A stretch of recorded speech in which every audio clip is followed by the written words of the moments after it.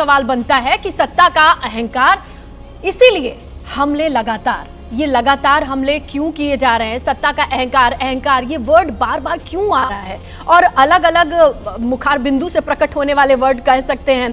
Vinod sir, आपके पास आके अगर जानना चाहें, अगर अपनापन रहता है तो पहली चीज कि जब कोई अपना गलती कर रहा होता है उसी वक्त हम करेक्ट करते हैं कि आप ये गलत कर रहे हैं, ठीक कर लीजिए।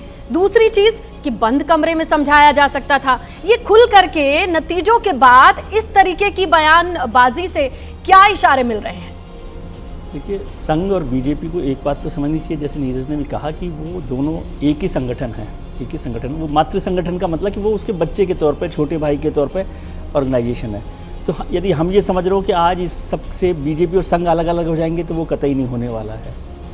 संघ की नाराज़गी है क्योंकि संघ की व्यवस्था में, संघ के थॉट प्रोसेस में पर्सनैलिटी कल्ट नहीं है, यानी व्यक्तिवादी संगठन नहीं होता। वहाँ पर पर्सनैलिटी जो है वो इम्पॉर्टेंट नहीं है, जो संघ प्रमुख कह रहे हैं। हालांकि संघ प्रमुख के बाद तो किसी और के बयान का कोई मायने नहीं होता, क्योंकि उन्होंने एक रास्ता दिशा दे दी है। और उन्होंने कहा कि अहंकार क्या है कि व्यक्ति जो है वो महत्वपूर्ण नहीं है, सेवक को सेवक के तौर पर रहना चाहिए, अहंकार के तौर पर नहीं रहना चाहिए। और पिछले 10 साल में ये उनका इशारा भारतीय जनता पार्टी के नेतृत्व को लेकर रहा कि जो अहंकार बढ़ता रहा, उसी का नतीजा रहा है कि ये हमारे को चुनावों में हार मिली है। और उसको समझाने की कोशिश, लेकिन आप इसको समझिए, इसकी शुरुआत कहाँ से हुई? इसकी शुरुआत हुई जब भारतीय जनता पार्टी के राष्ट्रीय अध्यक्ष जेपी नड्डा साहब ने एक अखबार को इंटरव्यू में कहा कि बीजेपी जो है वो आरएसएस से बड़ा है। हमें जरूरत यदि टेक्निकली कहें तो ठीक है, बीजेपी के आज 18 करोड़ कार्यकर्ता हैं और संघ के 1.25 करोड़ स्वयंसेवक हैं। तो यदि उस तरह से देखा जाए, लेकिन बीजेपी की आत्मा जो है वो आरएसएस है। संघ उस पर चुप रहा, लेकिन जब चुनाव नतीजे आए उसके तुरंत अगले दिन संघ के बड़े पदाधिकारियों ने भारतीय जनता पार्टी के पदाधिकारियों के साथ बात की और उसके बाद संघ प्रमुख मोहन भागवत का ये बयान आया है, जिसका मतलब था कि वो नाराज हैं। इसलिए ये कहना कि अब बीजेपी और आरएसएस में सब कुछ ठीक चल रहा है, वो भी नहीं है। लेकिन इससे दोनों लोग अलग अलग हो जाएंगे, ये भी नहीं है। देखिए, ये तो बात अभय जी अभी मानेंगे कि अलग होने वाली बात नहीं सामने आ रही है, लेकिन विपक्षी दलों को मौका मिल रहा है। जो बात विपक्ष कहती है वो मंच से, खुले मंच से इस तरीके से कहे जाने को, इसका प्रोजेक्शन क्या है? देखिए, मैं ये मानता हूं इसमें विपक्ष क्या कह रहा है ये ज्यादा महत्वपूर्ण नहीं है मेरी निगाह में। ये भारतीय जनता पार्टी और राष्ट्रीय स्वयंसेवक संघ के संबंधों का एक संकट है और भाजपा का अंदरूनी संकट है। अब संघ की देखरेख में, मैं ये मानता हूं संघ की देखरेख में, संघ के निर्देशों के तहत क्या भारतीय जनता पार्टी का पुनर्गठन होगा? जैसा कि अखबारों में खबरें आ रही हैं कि भारतीय जनता पार्टी को एक नेता के प्रभुत्व से बाहर निकाला जाएगा। अभी तक कार्यकर्ताओं का काम केवल ये रह गया था कि सरकार की योजनाओं का प्रचार करें। कार्यकर्ता अपना काम खुद सोच नहीं रहे थे, कार्यकर्ताओं की राजनीतिक गतिविधियां शून्य हो गई थी। ये सब भारतीय जनता पार्टी के अंदर बातें हो रही हैं और इनका पूरा ब्यौरा अखबारों में भी प्रकाशित हो रहा है। भाजपा की तरफ से इन चीजों का कोई खंडन भी नहीं आ रहा है।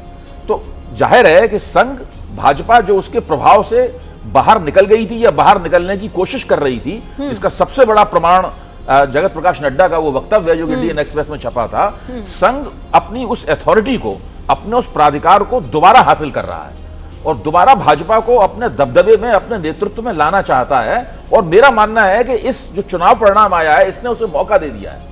जिस तरह से बहुत सारे लोग इस सरकार से उत्पीड़ित महसूस करते थे, राष्ट्रीय स्वयंसेवक संघ भी इस सरकार से उत्पीड़ित महसूस करता था, क्योंकि संघ का एजेंडा तो लागू कर रहे थे नरेंद्र मोदी, लेकिन वो उसी तरह से अगर कोई बाप जो है अपने बेटे को अपना बिजनेस दे दे और बिजनेस तो खूब फले फूले मुनाफा हो, लेकिन वो बाप की कोई बात ना माने और बार बार कहे कि देखो तुमने जो कहा था हमने उसका उल्टा किया, इसी में हमें फायदा हुआ। अब जब बेटे की चूक होगी तब बाप कहेगा देखो मेरी बात अगर तुमने मान ली होती तो तुम्हारी ये चूक नहीं होती। ये इस प्रकार का संघर्ष है और ये काफी गंभीर संघर्ष है। अभी भारतीय जनता पार्टी के तमाम प्रवक्ता अभी भी मंचों में पुराने इस शैली में मोदी की जय जयकार कर रहे हैं, लेकिन क्या भारतीय जनता पार्टी का पुनर्गठन इस तरीके से होगा कि वो एक व्यक्ति जो कारपोरेट निर्णय करने का जो कारपोरेट सिस्टम बन गया था कि ऊपर से आदेश चलते थे, नीचे वालों को अकल ताक पर रखकर उस आदेश का पालन करना पड़ता था।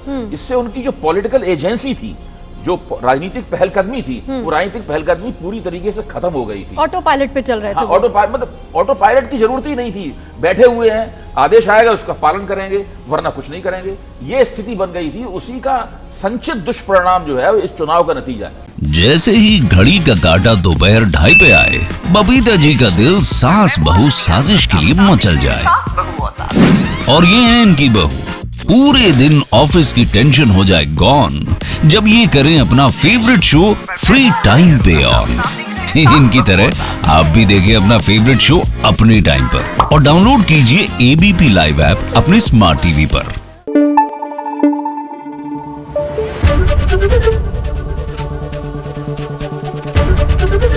एबीपी न्यूज आपको रखे आगे।